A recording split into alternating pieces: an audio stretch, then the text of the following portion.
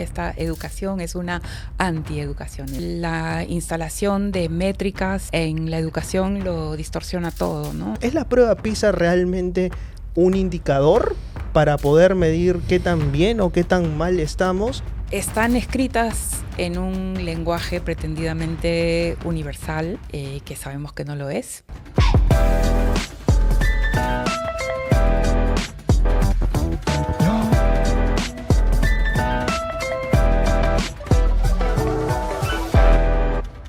Siempre este programa, ya lo he dicho, tiene un especial interés en la educación y vamos a poner el punto sobre las IES, sobre las pedagogías de la disidencia. La editora Patricia Oliar, socióloga, profesora, está con nosotros. Bienvenida, Patricia, al Buen Librero.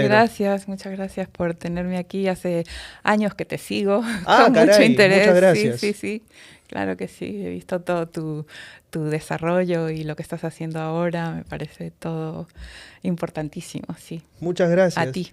Aquí ocurre en el año 1996 un cambio importante dentro del currículo nacional, que viene, entiendo, también por parte de la ONU, que básicamente es una fuerza coercitiva que dice que vamos a hacer una política internacional de coerción y de concertación, que básicamente invita al diálogo, pero también a la supresión del debate en sí mismo. Previamente también habíamos tenido medidas que Fujimori había implantado, entre ellas la supresión del curso de filosofía.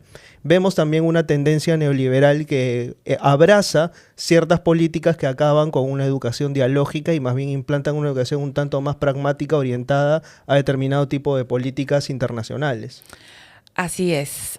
Ha habido un empobrecimiento del currículum bastante radical. Ha habido también una tendencia a cerrar espacios de crítica en general y a orientar la educación a obtener metas personales, ¿no? Digamos que se ha perdido la vocación social, formativa, cívica de la escuela, ¿no? Y eso lo han estudiado varias personas aquí en Perú, revisando los cambios curriculares, pero también el tipo de metodología implementada en las escuelas, ¿no? ¿Consideras que de alguna manera se abolió la idea de un currículum más dialógico y se volvió más bien a una educación mucho más bancaria en ese sentido? Es lo que ha ocurrido en muchos lugares, ¿no? Porque con el neoliberalismo muchas de las políticas públicas se juzgan con criterios de producción y efectividad. Entonces, la instalación de métricas en la educación lo distorsiona todo, ¿no? Yo me acuerdo hace más de 20 años conversaba con una profesora australiana que estaba enseñando en los Estados Unidos y ella me decía, lo que me obligan a hacer aquí va absolutamente contra todo lo que yo he estudiado, ¿no? Esta educación es una antieducación. Ella se refería a la educación primaria en los Estados Unidos, ¿no? Pero algo parecido estábamos viendo aquí, ¿no? Las pruebas estandarizadas son un instrumento interesante, pero cuando se convierten, digamos, en el centro de la formación para tener los porcentajes que te permiten ser comparable con otros países, estás perdiendo la posibilidad de enseñar para el aquí y el ahora, para las condiciones de tus estudiantes y sobre todo sacrificando contenidos relevantes, ¿no? Cuando siempre se habla de educación es únicamente en dos momentos, en el Perú al menos. Al inicio del año escolar, cuando se habla de la lista de útiles y los padres de familia están jalándose los velos por los costos exorbitantes, o cuando nos toca una evaluación PISA y parece que la prueba PISA es la medida en las posibilidades en las cuales la educación peruana vuelve a aparecer y nos damos cuenta qué tan mal estamos. ¿Es la prueba PISA realmente un indicador para poder medir qué tan bien o qué tan mal estamos, o estos estándares internacionales no están realmente evaluando qué tan bien o mal se están incorporando la multiplicidad de culturas, de regiones y de naciones que tiene el Perú a una lengua hegemónica como es el castellano. Sí, pues las pruebas estandarizadas en general son cuestionadas justamente por eso, ¿no? Porque están escritas en un lenguaje pretendidamente universal, que sabemos que no lo es, porque las variaciones lingüísticas del castellano, por ejemplo, suenan y se escriben diferente en la vida cotidiana.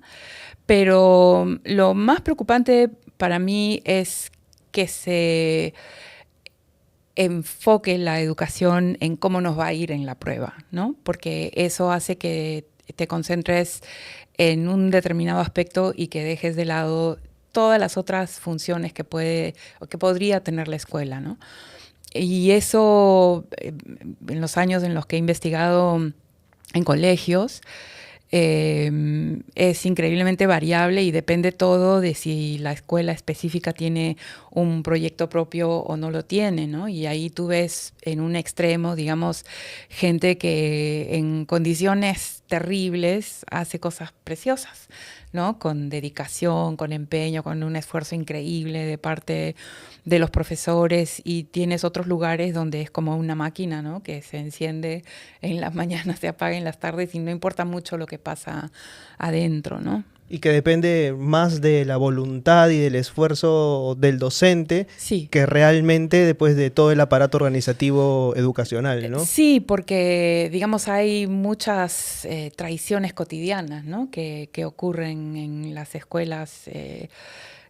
Cuando trabajaba en el Instituto de Estudios Peruanos, visitamos un montón de escuelas rurales y había lo que en una escuela en Cajamarca nos dijeron los profesores de miércoles, ¿no? No solamente por el doble sentido de la palabra, sino porque literalmente llegaban el lunes, el martes se estaban preparando, efectivamente trabajaban el miércoles y el jueves ya estaban pensando en irse a sus casas, ¿no? Entonces lo que se sentía era mucha desatención. Y por otro lado, tenías profesores súper respetuosos de su tiempo en el aula, porque para ellos era precioso, y escuelas en las que lo que importaba era que los niños estuvieran entretenidos y el tiempo de clase no era lo más importante, ¿no? Entonces tenemos una variedad muy grande de situaciones, una dificultad muy grande del Estado para estar presente en todas esas situaciones, una variedad muy grande de dedicación en los funcionarios. También escribimos con mi colega Tania Vázquez un libro sobre cómo se había implementado en 3 regiones diferentes la ley que le daba autonomía a los directores para organizar sus colegios. Y en un caso vimos que la dirección regional no había hecho pero ningún esfuerzo en entrenar a los directores respecto a sus capacidades.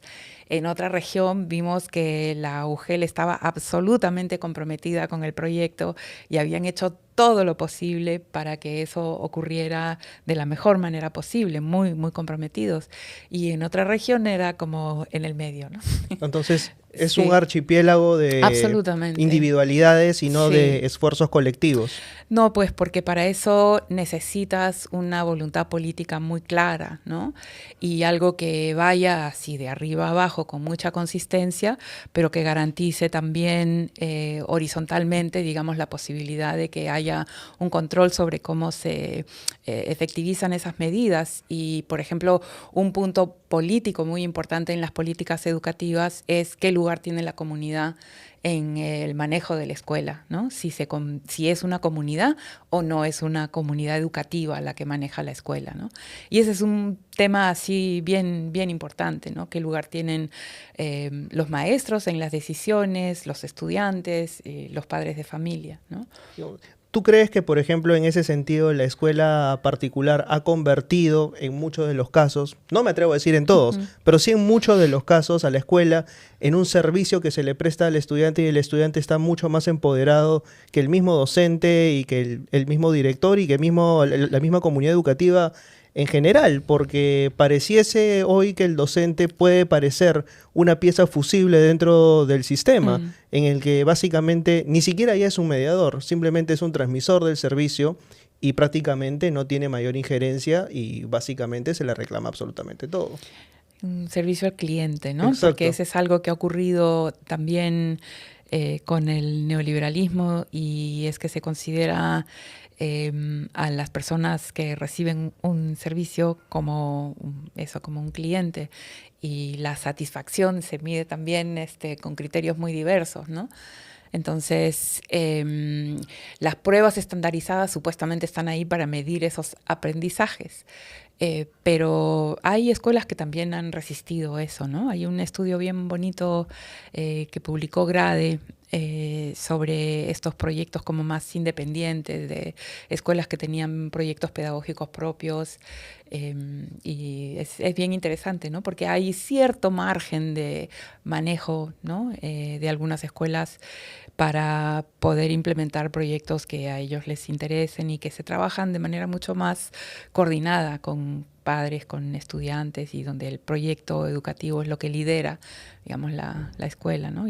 Pero entiendo que ahora en la mayoría de colegios privados eso ha cambiado mucho, sobre todo en la nueva generación de colegios privados, donde la meta es sacar estudiantes que puedan entrar a la universidad. Entonces todo se centra en ese esfuerzo, ¿no? En ese único esfuerzo parece unilateral, y parece que vivimos también con unas anteojeras, ¿no? Sí. Corriendo hacia una única meta resultadista. Sí, se ha perdido un poco el contenido humanista y cívico de la educación, ¿no? Bueno, aquí es donde hago el match, porque si perdemos ese sentido de comunidad, ese sentido de poder manifestarnos, a sentir si es que algo está mal, y formar parte de un corpus, ¿no? ¿Qué tan lejos está el Perú de sentir que formamos parte de una comunidad que tiene derecho a manifestar de determinados descontentos? ¿Cómo tomamos justamente el hecho de manifestar la disidencia? Porque hemos visto también muchas opiniones desde el establishment mismo que asocian a la disidencia como violencia, y no necesariamente. Creo que eso es algo en lo que personas que tienen alrededor de 30 años y menos, es lo que para ellos es lo normal, ¿no? Yo crecí en un Perú diferente. Y creo que lo que ha ido pasando es eso, que todo lo que refleja conflictos, señala problemas, es visto como peligroso, como negativo, como odiable, ¿no? Y creo que es una cosa que incluso en los medios de comunicación masivos se ha ido cerrando, ¿no? Periodistas eficientes que hacen su trabajo, que son despedidos, libretistas de telenovelas que simplemente desaparecen cuando en sus libretos muestran problemas sociales. O sea, han habido momentos de siempre de expresión disidente, momentos de apertura para acoger eso como parte de la cultura nacional, y momentos en los que se han cerrado completamente las puertas para eso, ¿no? Incluso lo ves en el poquísimo interés, que es algo que a ti te importa mucho, por ejemplo, la promoción de la lectura, Correcto. ¿no? De la propia expresión a través de la escritura, que son cosas que no se priorizan, ¿no? Y para escribir necesitas leer, y cuanto más amplio sea el rango de lecturas que hagas, tanto mejor. Y hay cosas que más bien han ido desapareciendo de la oferta en las escuelas y que son absolutamente ausentes en la televisión. O sea, a mí, cuando yo era chica había programas culturales, ¿no?, que han ido desapareciendo poco a poco, y lo que va ganando es la frivolidad así más absoluta. ¿Te parece eso casual? No, pues no es casual, ¿no? Es un avance, digamos, vamos a decir, fuerzas políticas, maneras de pensar que no admiten el descontento, ¿no? Ahora, hay que decirlo también, cuando una manifestación gana visibilidad y hay un establishment y hay un poder económico dado en los medios, el poder económico y el establishment va a hacer todo lo posible por mostrar su punto de vista sin necesariamente mostrarlo. Es decir, por ejemplo, va a invitar a especialistas que opinen pestes a propósito del tema, pero no necesariamente los periodistas. Por ejemplo, me acuerdo en las últimas manifestaciones a propósito de lo que ocurrió con Gerí.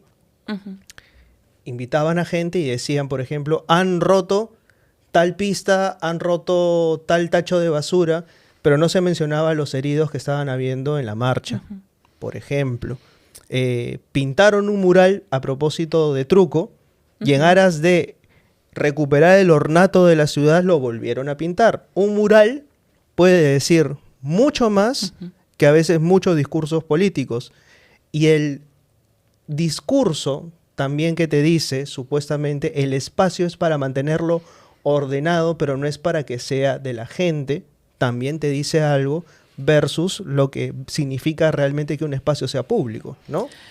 Sí, pues si lo que vemos en algunas gestiones municipales aquí es lo que algunas personas dicen, es el odio a la gente, más que la promoción del encuentro, el disfrute de la ciudad o la aceptación, para no decir tolerancia, que no me gusta mucho como término, la aceptación de otras voces, ¿no? De otras maneras de ver la sociedad. Pero respecto a las formas de informar, una cosa que me ha llamado la atención en estos días es el carácter deliberadamente distorsionador, ¿no? De lo que pasa en las calles, o sea, comentarios que de manera así deliberada y mentirosa te modifican lo que puedes haber visto, ¿no? Por ejemplo, en un debate, ¿no?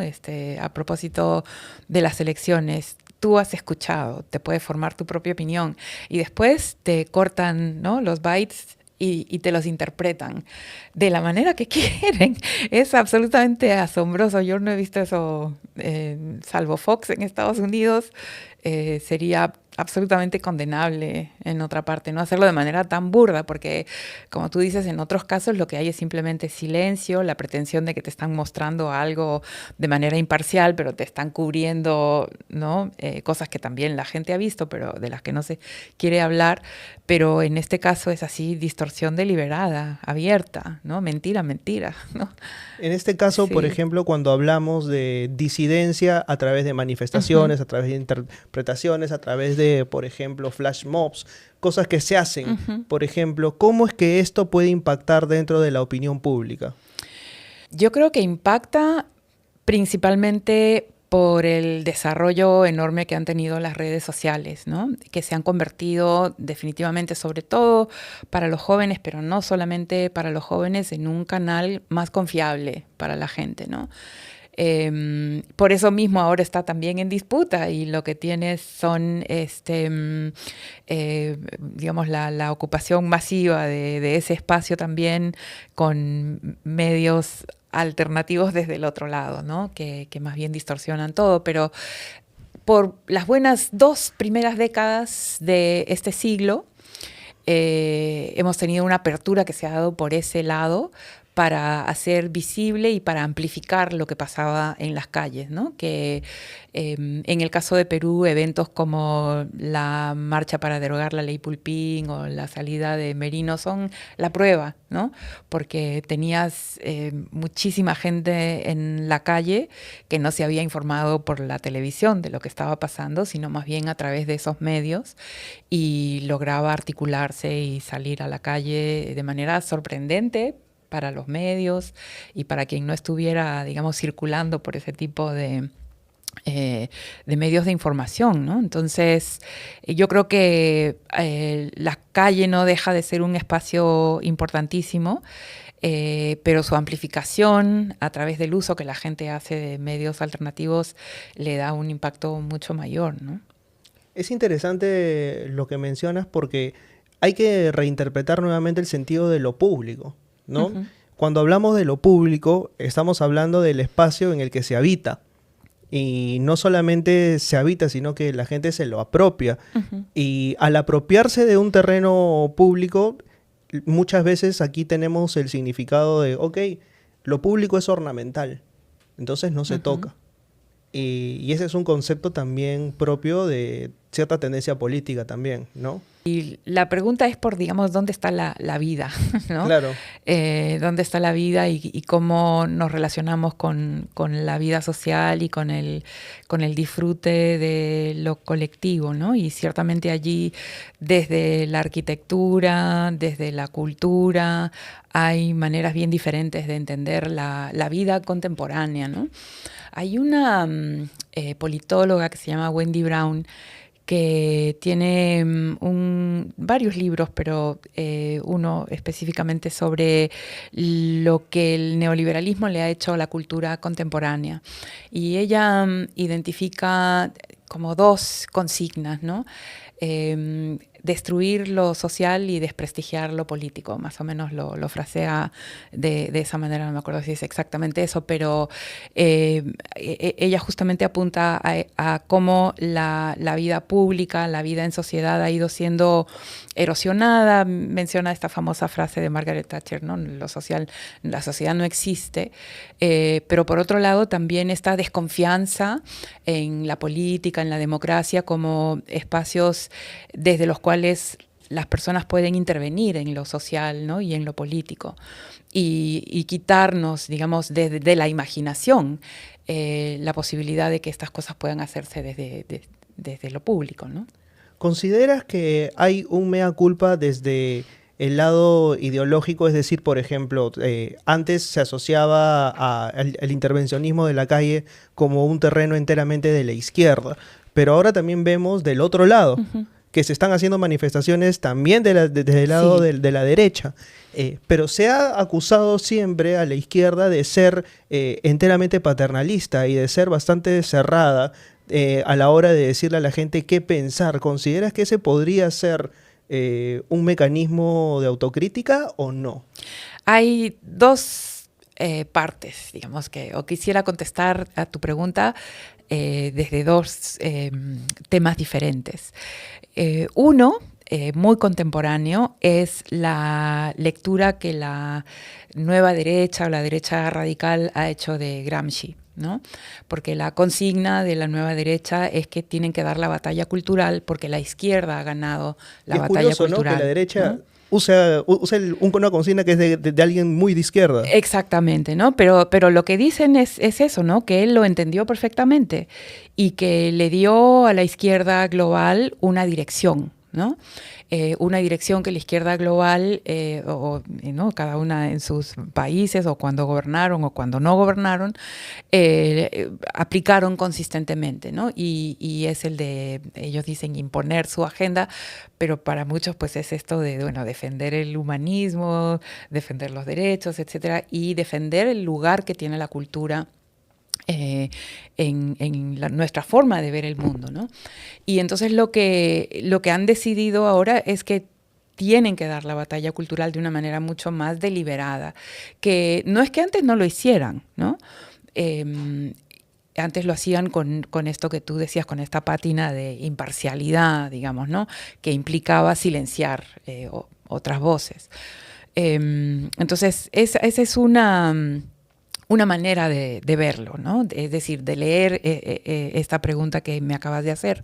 Pero en relación con si hay desde la izquierda una autocrítica, ahí hay otra discusión, que es lo que yo trato más o menos en la introducción de este librito, que es que dentro de la izquierda o de las fuerzas revolucionarias se asumió por mucho tiempo esta idea de la vanguardia, ¿no? Y de que solamente una vanguardia iluminada era capaz de conducir la historia en la dirección correcta. Pero gente como Gramsci, por ejemplo, o como Paulo Freire, o como Jacques Rancière, que es el más crítico, digamos, a esa aproximación, dice que el adoctrinamiento es insultante, ¿no?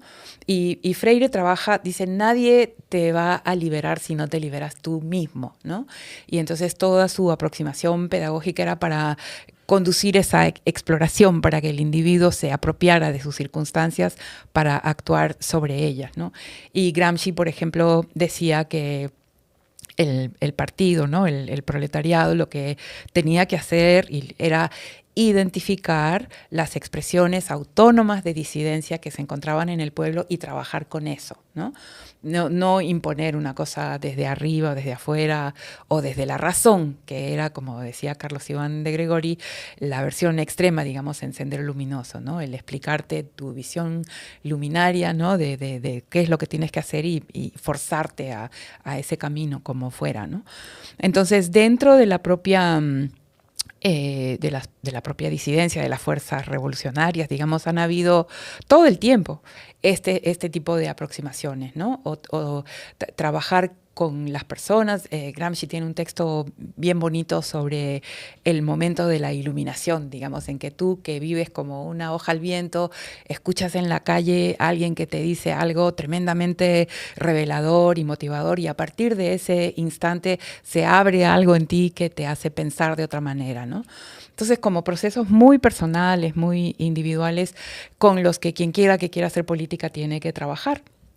Y muchos de los movimientos de jóvenes de este siglo han sido eso, ¿no? Lo que se conoce como políticas prefigurativas, es decir, no predicar el cambio para el futuro, sino modificar tu vida en el presente y ver la manera de estar en el mundo de otra manera, ¿no?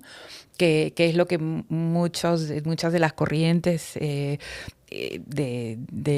políticas, ¿no? Que de la militancia juvenil ahora es en lo que viven, ¿no? El antirracismo, una relación diferente con el dinero, donde trabajas para sobrevivir, pero no necesariamente para ganar a costa de otros, la colaboración, el feminismo, ¿no? Como formas diferentes de enfrentar tu vida con otros valores, que es bien interesante, ¿no?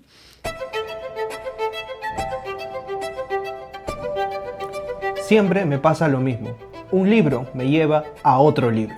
Y usualmente ese libro no está en mi biblioteca. Pero todo eso se terminó desde que conozco a Busca Libre. Lo mejor de todo es que llegan a la puerta de tu casa. Llegan también a todas partes del Perú, incluso a Estados Unidos y Europa. Busca Libre, todos los libros que necesitabas a solo un clic de distancia. A propósito de eso, justamente, o sea, ¿tú crees que, por ejemplo, ha habido también cierto paternalismo a la hora de abordar nuestras lenguas originarias, particularmente el quechua? No hablo de ese paternalismo al estilo Dora Mayer, o sea, en algún momento, sino de ese paternalismo de creer que justamente a una persona, por ser quechua hablante, hay que guiarla nuevamente hacia el castellano como una manera de emanciparlo y darle oportunidades, y no de justamente darle oportunidades dentro de su propia lengua. Hay una sociolingüista norteamericana que se llama Nancy Hornberger, y ella tiene un artículo en el que compara las políticas de educación bilingüe intercultural en Ecuador, Perú y Bolivia. Y ella dice que hay una paradoja porque muchos de los teóricos de la educación bilingüe intercultural son de Perú, los pioneros, digamos, los que empiezan a promoverla, son de Perú. Y sin embargo, Perú es el único país en el que las políticas de la educación bilingüe intercultural se hacen sin la participación de los hablantes nativos de la lengua, ¿no? Tanto en Bolivia como en Ecuador, los pueblos indígenas participaron del diseño, ¿no? Y la implementación inicial de estos proyectos, y eso no ocurrió en Perú. ¿Por qué no ocurrió acá en Perú? Hay, creo, varias razones, pero una de ellas es tal vez la falta de convicción en la posibilidad de trabajar colaborativamente, ¿no? Y como que el Estado tiene que tener control de todo desde el principio hasta el final y con muy poco espacio para la participación, ¿no? Bueno, tenemos diferentes tipos de quechua, ¿no? Quechua ayacuchano, cusqueño, sí, apurimeño, en fin. ¿Crees que hay una manera de ver del Estado mismo, que hay una manera legítima de hablar quechua? No, yo creo que no. Yo creo que uno de los aportes de los lingüistas en Perú es justamente haber peleado por la identificación de esas variedades, ¿no? Y de haber implementado también programas que respeten esa variedad lingüística. Pero lo que comentábamos que hace Virginia Zavala en ese texto que está en el libro es más bien mostrar cómo una demanda que comienza como una demanda política va perdiendo su filo político y se convierte simplemente en una técnica, ¿no? En una consigna un poco hueca que no considera la diversidad de situaciones de los hablantes de quechua, que en el caso que Virginia menciona no son siquiera las variaciones regionales, sino la relación que muchos peruanos tienen con el quechua y con otras lenguas, porque, por ejemplo, como el caso de Liberato Cani, ¿no? Sí, claro. Gran jicopero, sí. él no nace quechua hablante, él es de chiquito monolingüe hispanohablante, pero se vuelve bilingüe cuando tiene que ir a vivir con su abuela. O el caso de Renata Flores, que se relaciona con el quechua a partir de su decisión de ser cantante y hacer algo diferente, y de pronto se convierte en una militante de la revitalización del quechua, ¿no? Que son relaciones distintas, que de formas distintas, digamos, de relacionarse con estas lenguas que son sumamente interesantes, fascinantes para lo que es la realidad lingüística del Perú, pero desde el Estado se habla del quechua no para reflejar esta relación dinámica, viva, rica, sino como este instrumento para la alfabetización, ¿no? Y lo vemos, o sea, y lo hablaba también con Ricardo Cuenca en su momento, con el perfil de ingreso y el perfil de egreso, ¿no? Hablamos de multiculturalidad, y claro, cuando hablamos de multiculturalidad hablamos de, ok, convivimos con todas las culturas, convivimos con todas las naciones que pueden existir en el Perú, pero el perfil de ingreso sigue siendo un citadino. Entonces, el perfil de ingreso sigue siendo alguien occidentalizado por completo, pero que no está respetando la diversidad lingüística, social y de origen que tiene el Perú como tal. Nunca se ha considerado, creo, esa posibilidad, ¿no? Hace poco escribí una reseña para Trama Crítica de un libro de una historiadora norteamericana que se llama Brooke Larson, y ella estudia la relación de los Aymara en Bolivia con el sistema educativo boliviano, ¿no? Y su pelea por desarrollar una educación indígena, ¿no? Como una indígena en principio y ya hacia el final como una educación intercultural, es decir, que le permita a la gente ser lo que es y participar como ciudadanos del mundo contemporáneo desde quienes ellos son, ¿no? Y el libro es muy lindo porque rastrea a través de varias décadas esa consistencia, ¿no? Pero esa habilidad también para hacerse escuchar por el Estado, ¿no? ¿Y cómo lo lograron, por ejemplo? Y cómo lo lograron, exactamente, ¿no? A partir de definir ellos mismos sus propias metas y negociarlas constantemente y sobre todo implementar sus propias escuelas, ¿no? ¿Cómo hablar de disidencia hoy en el Perú y de cómo abordar justamente políticas que abran el currículo escolar nuevamente hacia el debate? Está bastante complicado, ¿no? Mira, yo te diría que la mayor muestra de disidencia es defender la calidad de lo que ocurre en los colegios, ¿no? Porque tenemos un déficit muy grande y una pérdida de sentido de lo que significa ir al colegio. Es una estafa, ¿no? Es una estafa. Los estudiantes y los profesores lo sienten en la gran mayoría de casos, lamentablemente, como una pérdida de tiempo, ¿no? Te aseguro que son muy pocos los colegios en donde los niños van contentos y felices y donde sus papás están absolutamente confiados de que la escuela es un lugar seguro donde sus hijos van a aprender, ¿no? En muchos casos es simplemente el sitio donde hay que llevarlos porque no tienes otra, no tienes quien los cuide, pero con muy poca fe, mucha confianza, no, muy poca confianza en lo que va a salir de allí. Entonces, una cosa que nos ha pasado en el Perú, que también está en un artículo que sacamos en Apuntes de la Universidad del Pacífico con César Guadalupe, Antonio Espinosa y Mercedes Giesecke, donde contamos la historia de 200 años de educación en el Perú. Una de las cosas que mostramos allí es cómo la educación en el Perú se expande básicamente como un instrumento de campañas para campañas políticas. Prometes más universidades, prometes más centros de formación docente, más colegios, pero al mismo tiempo que el sistema educativo creció, digamos a partir de los años 40 hasta los años 60, a la vez que crece, baja la inversión por alumno, ¿no? Entonces hay un déficit allí tremendo, pues de más de 3 décadas, ¿no? Que después justamente con Jaime Saavedra se intentó recuperar aumentando, ¿no?, la inversión del Estado por alumno en la educación. Y se ha empezado a recuperar un poquito, ¿no?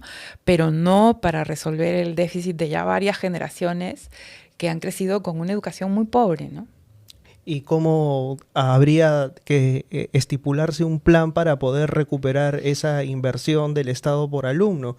Porque muchas personas, y lo he escuchado en campaña horrorizado, hay un plan maquiavélico de algunos candidatos de entregar hasta vouchers para que las familias puedan básicamente costearse una escuela particular. O Sí. sea, lavarse las manos el Estado y darle esa responsabilidad a la familia. Eso ¿no? empezó con el fujimorismo de manera deliberada, ¿no? Pero para estos centros educativos que son negocios, ¿no? Porque no hay mucha vigilancia respecto a lo que ocurre allí en términos de calidad, ¿no? Y de perfil del egresado que haya sido discutido, ¿no? Y es bien interesante porque, por otro lado, hay en Perú una comunidad pensante en educación que está en el Consejo Educativo Nacional, por ejemplo, que tiene estos planes para varios años con discusiones muy plurales de mucha gente, donde tú ves ahí que hay una imaginación de lo que deberíamos tener, que está muy bien y que responde pues al interés de la nación, vamos a decir, ¿no? Pero las políticas educativas no han ido por allí, o sea, no es que nos falten ideas, ¿no? Es mucho lo que se ha propuesto y son infinidad de pilotos los que se han hecho en escuelas rurales, en escuelas urbanas, ¿no? Para hacer las cosas de una manera diferente, pero lo que hemos tenido han sido políticas educativas muy erráticas, ¿no? Y muy vinculadas con intereses políticos mezquinos, pues que no han puesto la educación por delante. Entonces, una primera cosa que habría que recuperar es el sentido profundamente político que tiene el hacerse cargo de la educación, porque es mucho lo que hay que reparar. ¿Somos los latinoamericanos naturalmente desobedientes o más bien hemos aprendido a hacerlo durante las últimas décadas? No sé si naturalmente y tampoco si desde las últimas décadas, ¿no? Pero sí ha habido en el siglo XX, sobre todo, una claridad, ¿no? Sobre la necesidad de buscar una identidad propia, un destino propio, una manera propia de hacer las cosas, ¿no? Y hay un libro bien bonito, pero en realidad mucha gente lo ha estudiado también, sobre todo desde fuera, tratando de buscar los puntos comunes en la producción cultural en especial y el sentido crítico que hay desde América Latina al abuso de poder, a la explotación, a la riqueza que no está basada en el trabajo propio, etcétera, ¿no? Y se ve, bueno, desde la literatura indigenista, la pintura realista de los años 40, ya en los 60 es mucho más abierto, digamos, mucho más generalizado. Entonces está en nuestra tradición, digamos, ¿no? El tener esa manera crítica de ver la sociedad, de optar por los desposeídos, por los explotados y mirar la sociedad desde ahí, incluso en el caso de personas que venían de las clases medias, ¿no? Un ejemplo de una visión radical es incluso desde fines del siglo pasado la de Manuel González Prada, ¿no? Que era indigenista, feminista y anarquista, ¿no? Claro. Sí. Pero cuando nosotros vemos, por ejemplo, las tradiciones educativas de diferentes países, hemos visto también cierta migración a determinadas tendencias.